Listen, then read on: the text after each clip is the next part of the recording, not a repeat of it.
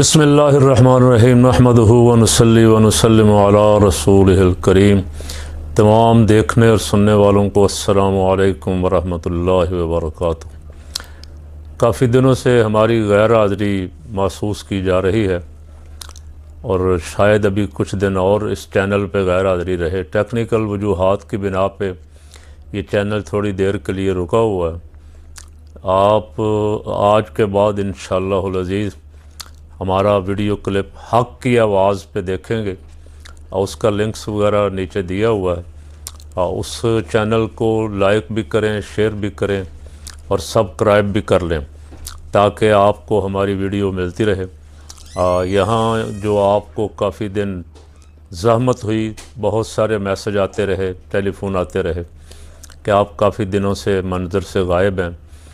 एक तो दीनी मदारस के इम्तिहानात हो रहे थे, तलबा सब उसमें मसरूफ़ थे, और दूसरा ये मैंने अर्ज़ किया मसला था छोटा सा, वो इंशाअल्लाह चंद दिनों तक हल हो जाएगा। तो फिर इस चैनल पे भी आपकी खिदमत में हम हाज़िर रहेंगे। अपने अहबाब को भी ज़रा बता दें और उन तक भी दूसरा हक़ की आवाज़ चैनल जो है उसे शेयर करें। आज भी हमारा क्लिप जो है आप हक़ की आवाज़ पे देख लें इंशाअल्लाह।